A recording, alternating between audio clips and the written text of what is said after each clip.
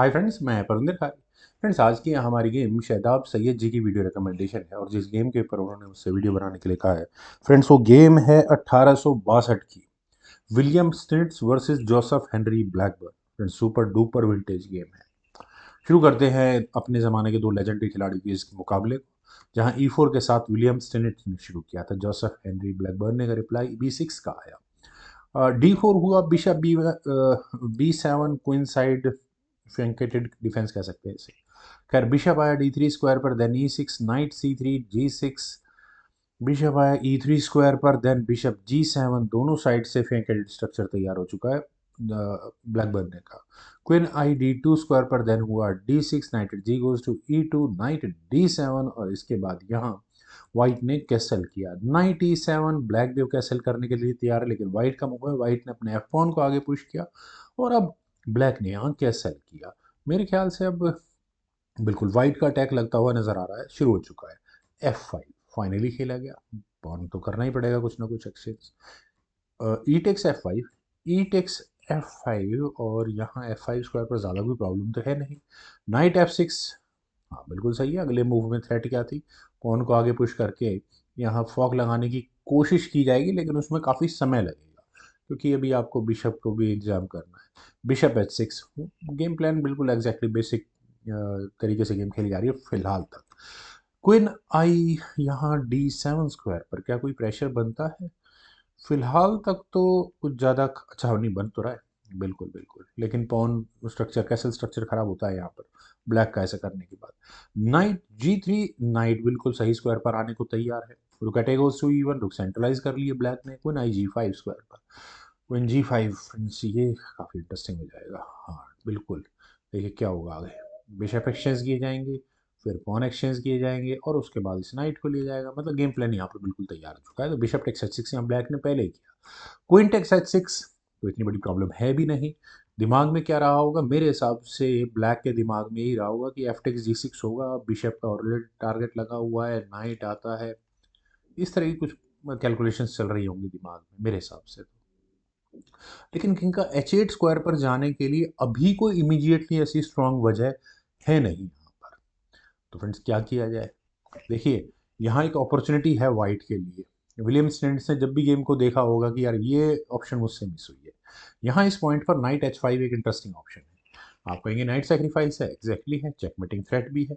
बदले में ऐसा क्या है जो इस मूव को खेलकर मिल सकता है? देखिए, अगर यहाँ से इस तरह से गेम आगे बढ़ेगी तो नाइट टेक्स H5 बिल्कुल करेगा ही करेगा ब्लैक।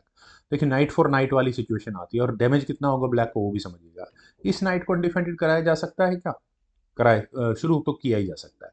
एफ टेक्स G6 किया जा सकता है। अब आप चाहें तो नाइट टेक्स G6 कर लो, उसके बाद आपको नाइट गंवाना पड़ेगा और एक ओपन स्ट्रक्चर। अच्छा देखिए, सबसे बड़ी प्रॉब्लम तो यही है ना, ये भी तो है। उस F8 स्क्वायर पर कौन विनिंग है? एफ टेक्स G6 जब भी होगा तो रुक टेक्स F8 चेक होगा। और अब आप चेकमेट बचनी है अगले मूव में तो नाइट G8 ही करना पड़ेगा। हालांकि क्वीन पर अटैक है लेकिन फायदा नहीं है, नाइट फिलहाल पिन है। तो रुक टेक C8 करके दूसरा रुक भी निपटाओ। क्वीन टेक C8 और उसके बाद अपनी क्वीन बचा लो। एक्सचेंज अप होने का पूरा पूरा मौका होगा यहाँ पर वाइट के पास। लेकिन इस तरह से ये गेम नहीं खेली गई थी। यहाँ किया गया था knight eight C goes to E2 और अपने नाइट को मेरे ख्याल से बिल्कुल और कोई जगह बनती भी नहीं है। खैर, नाइट G8, यहाँ क्वीन पर अटैक है। क्वीन गई H4 स्क्वायर पर और इस H7 पॉन को पिन रखने की पूरी पूरी तैयारियां हैं यहाँ पर वाइट की। खैर, क्वीन D8, क्वीन D8 एक इंटरेस्टिंग ऑप्शन है। देखिए, क्लियर है कि ब्लैक समझ चुका है कि गेम फंसी हुई है, तो कनेक्शंस के अलावा कोई उसे रास्ता नजर भी नहीं आ रहा। नाइट F4 ये ऑब्वियस सिलेक्शन थी यहाँ पर वाइट की, और अब आगे वाले समय में जब भी मौका मिलेगा G6 स्क्वायर पर कुछ ना कुछ खेल होगा। नाइट D5 यहाँ ब्लैक ने किया। Queen exchange asking queen takes D8, rook takes D8, रुक अटैक गोज टू E1, रुक सेंट्रलाइज किए। और अगर कुछ मेटल एक्सचेंज करना है तो आप ही करो।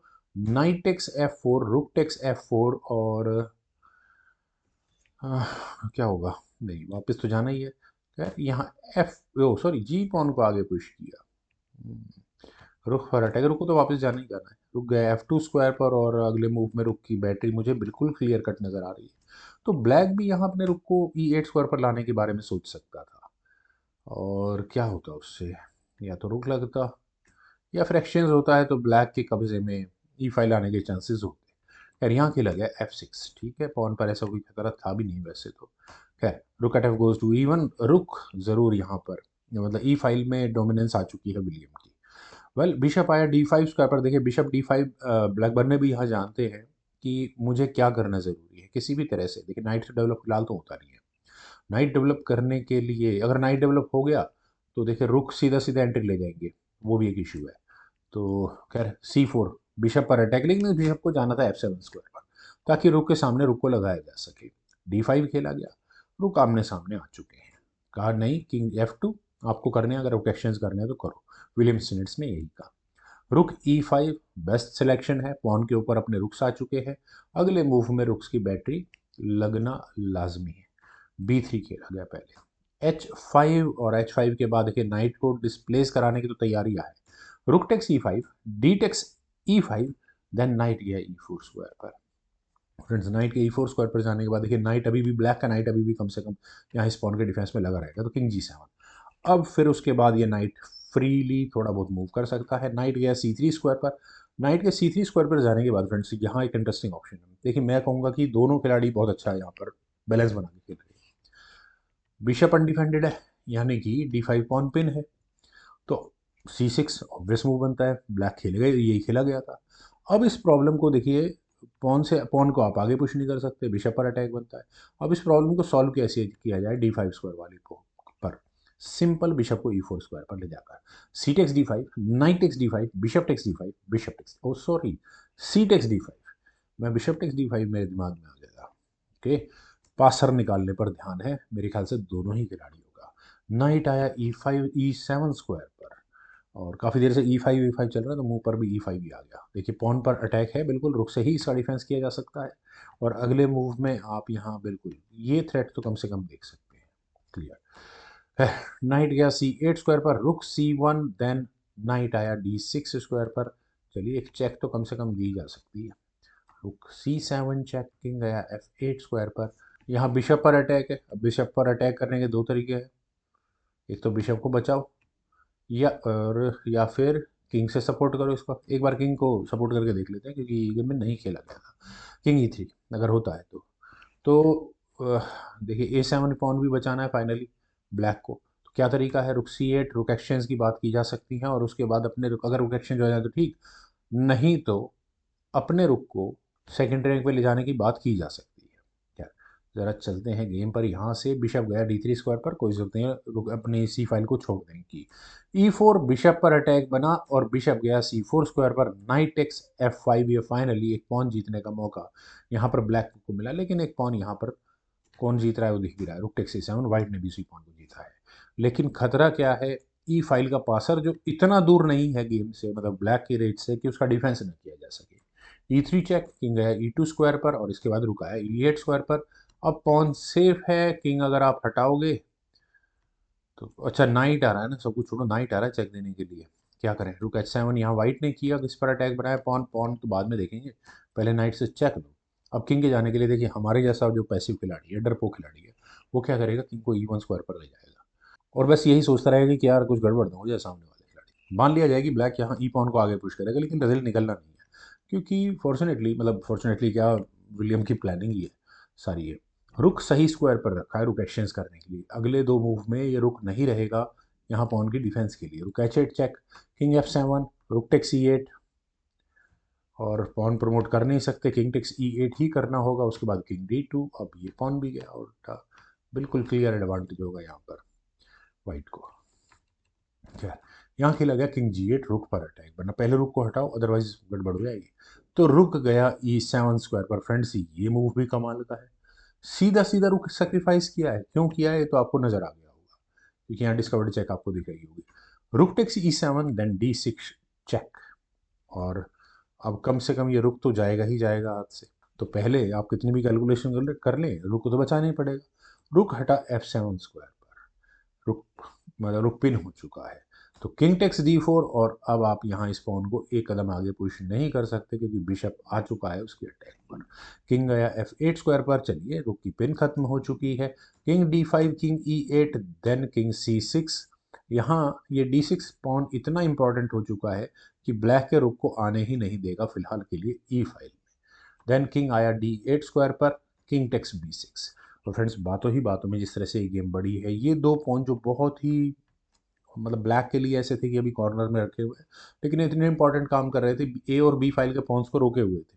अब क्लियर रास्ता नजर आ रहा है ए और बी फाइल के पॉन्स के लिए। अब ब्लैक के पास एक पासर के रूप में भी फिलहाल पॉन थर्ड रैंक पे है, और वाइट के पास 3 पासर हो सकते हैं जिसमें से एक पॉन उनका ऑलरेडी 6th रैंक पर है। खैर F5 खेला गया। हाँ ठीक भी है, पॉन आगे पुश करो, 4 पॉन के सामने 2 पॉन अकेला, क्या अच्छा बिशप भी है ना, थोड़ा भी निकालने में कामयाब हुए तो बिल्कुल गेम हो सकती है। A4 खेला गया। और फ्रेंड्स देखिए, ब्लैक के पास यही मौका था अपने इस किंग को एक कदम और आगे पुश करके पॉन पर अटैक बनाने का। King D7 was the option, खेली जानी चाहिए थी। अरे यार रुक भी तो लटक रहा है फिर। अच्छा रुक को आप ले नहीं सकते। रुक को क्यों नहीं ले सकते? क्योंकि पॉन आगे पुश नहीं हो सकता, क्योंकि अगर लिया तो पॉन आगे पुश हो जाएगा। खैर, ये था मूव। रुक आया F6 स्क्वायर पर, पॉन को कर दिया गया है पिन। किंग आया C6 स्क्वायर पर, पहले रुक बचाया गया था। फ्रेंड्स देखिए, जोसेफ बहुत शानदार खिलाड़ी है, नो डाउट, उनकी बेहतरीन एक से एक बेहतरीन गेम है, लेकिन यहाँ वो एक अपॉर्चुनिटी मिस कर गए। उन्हें यहाँ रुक को E6 स्क्वायर पर रखने के बारे में सीरियसली सोचना चाहिए था। देखिए, क्लियर क्लियर आपके पास मौका था E फाइल को कैप्चर करने का। उसके बाद आप बिल्कुल बिशप कम से कम लेके मरोगे। देखिए, वाइट अपने बिशप से रुक ले नहीं सकता, अदरवाइज ई फाइल का पॉन क्वीन बन के मानेगा। तो क्या करना पड़ेगा? बिशप E2 जैसा मूव ही खेल सकता है यहाँ पर, और उसके बाद ठीक है रुक वापस जाएगा।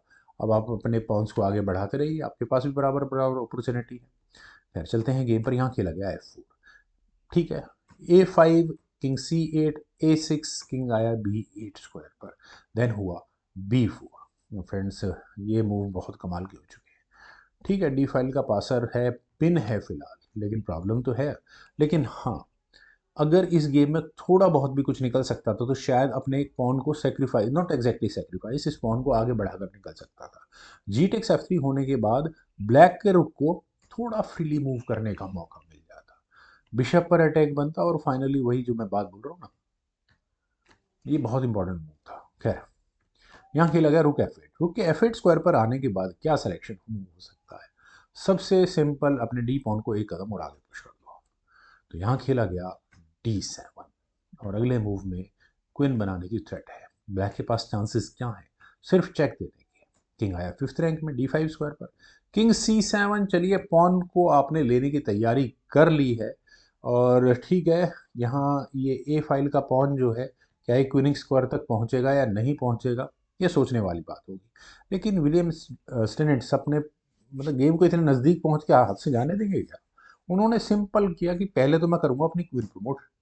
क्वीन प्रमोट हो गई है। अब आपको फोर्सफुली अपने किंग को लेकर जाना पड़ेगा 8th रैंक में, किंग टेक्स D8। और उसके बाद फाइनल मूव था विलियम स्टेनेट्स का A7, जिस मूव के चलने के बाद फाइनली रिजाइन करना पड़ गया जोसेफ हेनरी ब्लैकबर्न को, क्योंकि अब किसी भी तरह से आप इस ए फाइल के पासर को क्वीनिंग स्क्वायर तक पहुंचने से रोक नहीं सकते। किंग बहुत दूर जा चुका है, रुक ऐसे स्क्वायर पर बैठा है जो, मतलब प्रॉब्लम यही है ब्लैक के साथ सारी गेम में, एंड गेम में, कि रुक बेचारा एक्टिव हो ही नहीं पाया।